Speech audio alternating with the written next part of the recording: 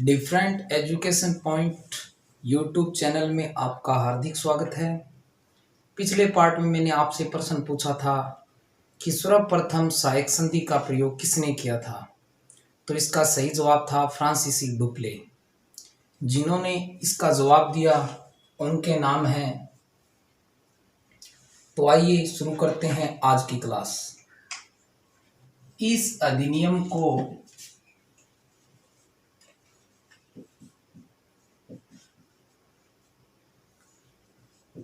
1786 में पिट द्वारा पारित करवाया गया।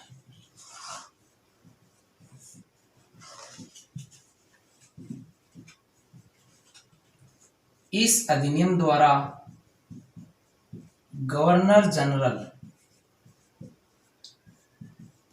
को मुख्य सेनापति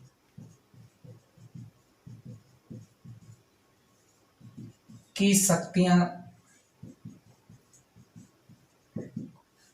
दी गई।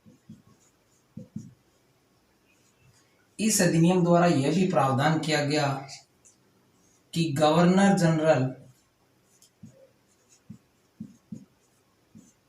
विशेष परिस्थितियों में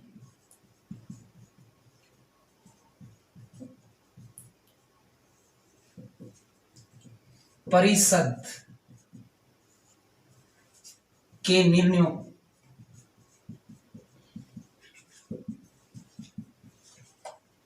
रद्द कर सकता है तथा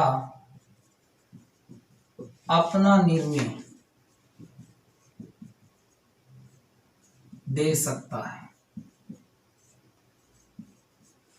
यानी इस अधिनियम में 1786 के अधिनियम में को पिट ने पारित करवाया और इसमें यह प्रावधान रखा गया कि गवर्नर जनरल को मुख्य सेनापति की शक्तियां दी। गवर्नर जनरल को यह शक्ति दे देगी कि वो अपने निर्णय लागू कर सकता है विशेष परिस्थितियों में परिषद के निर्णयों को रद्द करके। अब देखते हैं हम आगे।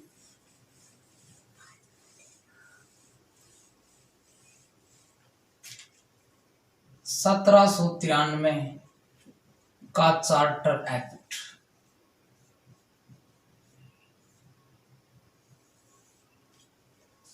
इस एक्ट द्वारा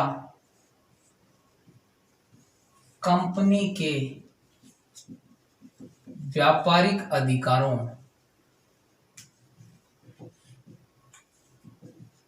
को अगले 20 वर्षों तक बढ़ा दिया गया। यानी कंपनी के जो व्यापारिक अधिकार है उनको अगले 20 वर्षों तक बढ़ा दिया गया। और इसमें यह प्रावधान किया गया कि गवर्नर जनरल तथा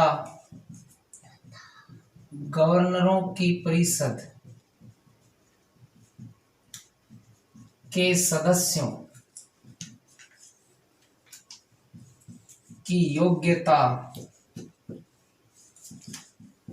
के लिए उनका 12 वर्षों तक भारत में रहने का अनुभव आवश्यक कर दिया।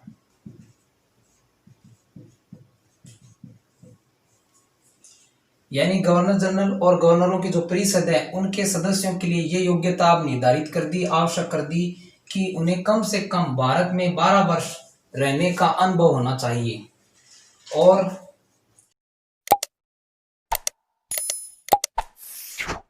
किया गया कि शासकों के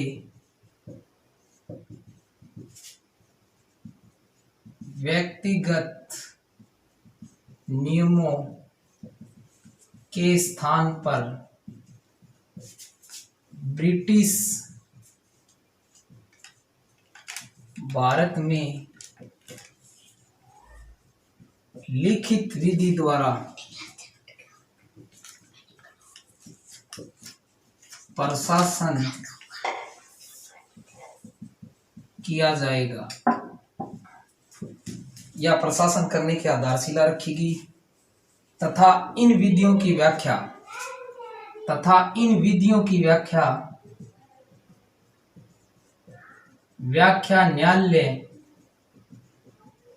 न्यायालय द्वारा की जाएगी। और इसमें यह प्रावधान भी किया गया कि नियंत्रक बोर्ड के सदस्यों को वेतन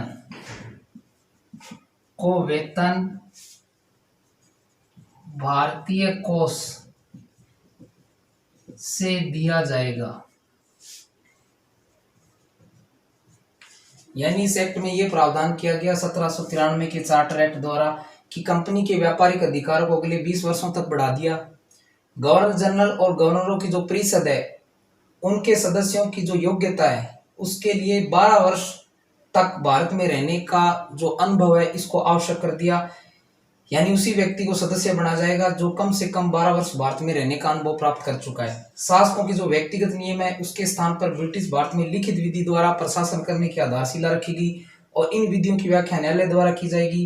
नियंत्रण बोर्ड के जो सदस्य हैं उनको वेतन भारतीय कोष से दिया जाना तय किया गया।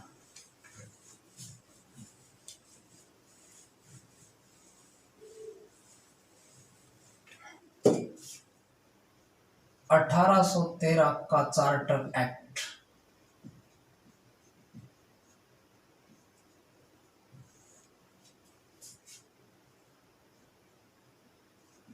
इस एक्ट द्वारा ईसाई मिशनरियों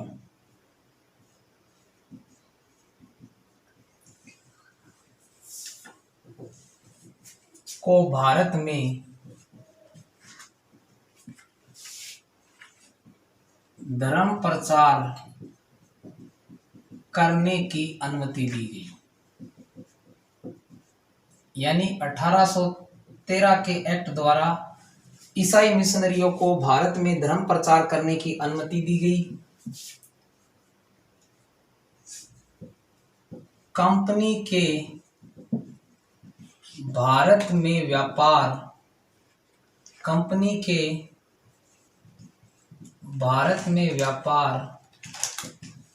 के एकाधिकार को समाप्त कर दिया गया।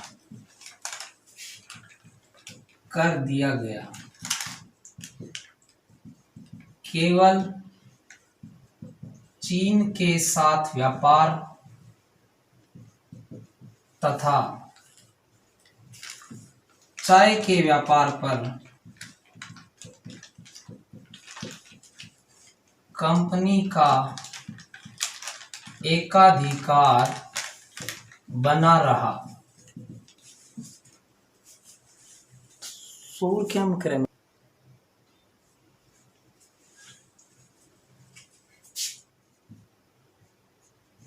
तथा ये भी प्रावधान किया गया कि नियंत्रण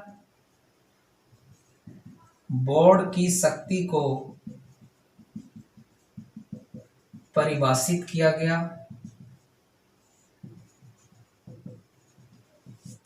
तथा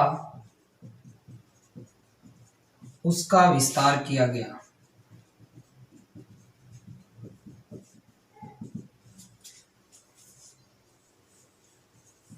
कंपनी को अगले 20 वर्षों तक भारतीय राजस्व पर नियंत्रण का अधिकार दे दिया गया। कंपनी को अगले 20 वर्षों तक भारतीय राजस्व पर नियंत्रण का अधिकार दे दिया गया। यानी 1813 का चार्टर एक्ट है। इस एक्ट द्वारा ईसाई मिशनरियों को भारत में धर्म प्रचार करने की अनुमति दी गई। कंपनी के भारत में व्यापार के एकाधिकार को समाप्त कर दिया गया। केवल चीन के साथ व्यापार तथा चाय के व्यापार पर कंपनी का एकाधिकार बना रहा। नियंत्रण बोर्ड की शक्ति को परिभाषित किया गया तथा उसका विस्तार किया गया। कंपनी को अगले 20 वर्षों तक भारतीय राजस्व पर नियंत्रण का अधिकार दे दिया गया।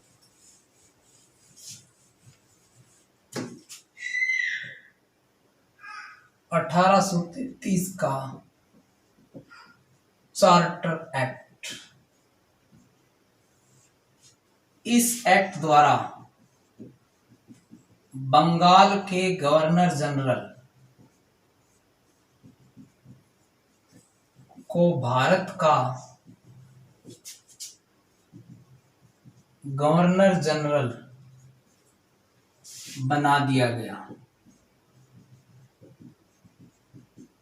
यानी इस एक्ट द्वारा बंगाल के गवर्नर जनरल को भारत का गवर्नर जनरल बना दिया गया और भारत के प्रथम governor general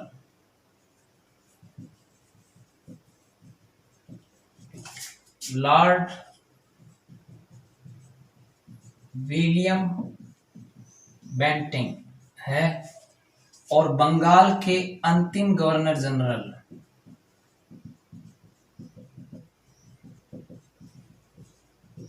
lord William Bentinck है।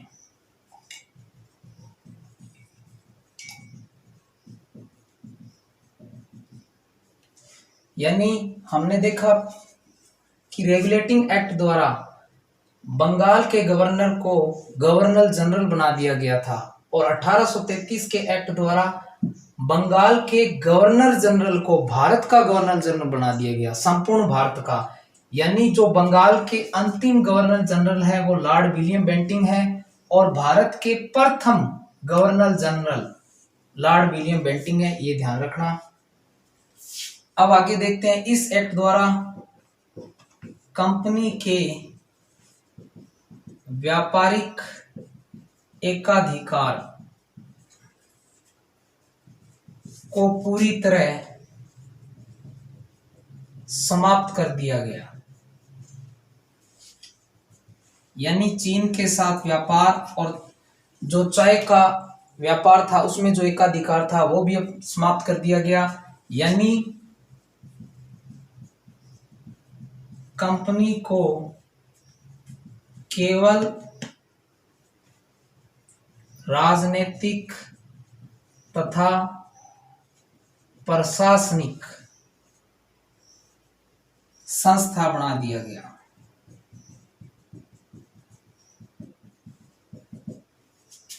तथा इस एक्ट द्वारा गवर्नर जनरल की परिषद की सदस्य संख्या पुनः बढ़ाकर 3 से 4 कर दी गई। पिट्स इंडिया एक्ट में 4 से 3 कर दी गई, फिर इस एक्ट द्वारा 3 से 4 कर दी गई, यानी पुनः 1 सदस्य बढ़ाई गई। और यह चौथा सदस्य विधि सदस्य के रूप में शामिल किया गया,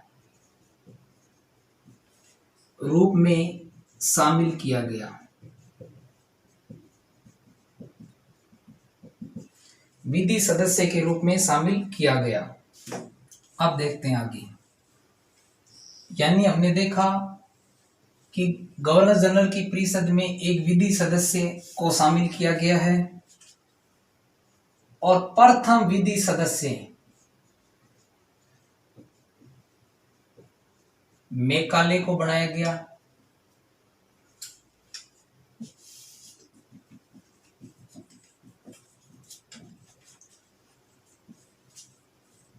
एक भारत में कानूनों को लिपिबद्ध तथा सुधारने के लिए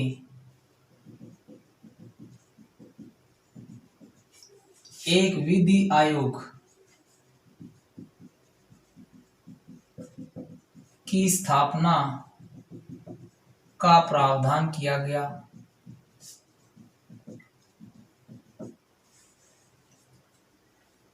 तथा गवर्नर जनरल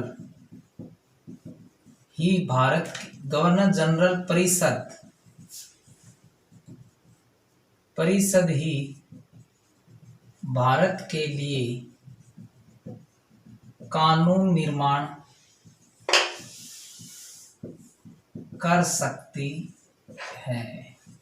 यानी गवर्नर जनरल परिषद ही भारत के लिए कानून का निर्माण कर सकती है और विधि सदस्य के रूप में मेघालय को शामिल किया गया और भारत के कानूनों को सुधारने के लिए एक विधि आयोग की स्थापना का प्रावधान भी किया गया।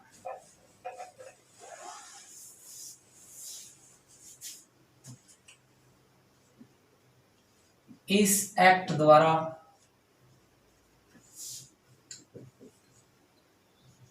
भारत में दास प्रथा को गैर कानूनी घोषित किया गया। इस एक्ट द्वारा अंग्रेजों को बिना लाइसेंस भारत में आने जाने, बसने तथा व्यापार करने का अधिकार दे दिया।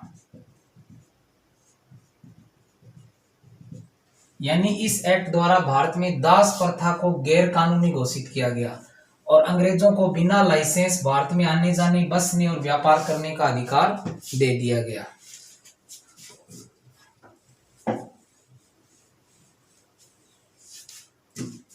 इस एक्ट द्वारा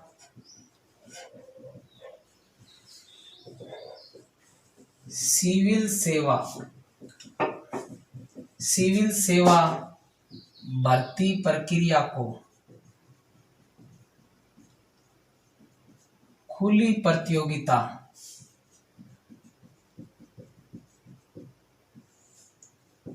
करने का प्रावधान किया गया।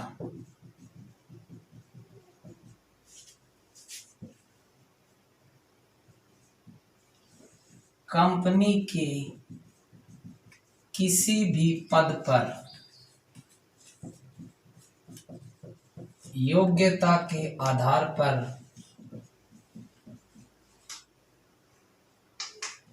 चयन किया जाएगा, ना कि किसी भारतीय के साथ धर्म, वंश, जन्म स्थान आदि के आधार पर वंचित किया जाएगा। यानी सिविल सेवा जो भर्ती प्रतियोगिता है इसे सभी के लिए खुली करने का प्रावधान किया गया। यानी भारतीयों को कंपनी के किसी भी पद पर नियुक्त होने का अधिकार दिया गया अगर वे योग्य हैं तो। यानी उनके साथ धर्म, वंश, जन्म स्थान आदि के आधार पर भेदभाव नहीं किया जाएगा, उन्हें वंचित नहीं किया जाएगा। योग्यता होनी चाहिए, वे उस पद पर जा सकते हैं कंपनी के किसी भी पद पर। लेकिन बाद में कोर्ट ऑफ डायरेक्टर के विरोध के कारण इस प्रावधान को समाप्त कर दिया गया।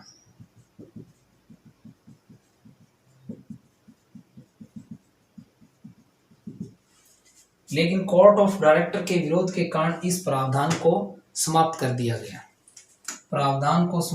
दिया गया। उम्मीद है आपको ये आज जो अधिनियम बताए वो समझ में आए होंगे। अब है प्रश्न पूछने की बारी। मेरा पहला प्रश्न आपसे ये है कि भारत में दास प्रथा का अंत कब किया गया। दूसरा प्रश्न है कि भारत में सती प्रथा का अंत किस गवर्नर जनरल ने किया था। आप इन दोनों प्रश्नों के उत्तर कमेंट बॉक्स में दीजिएगा।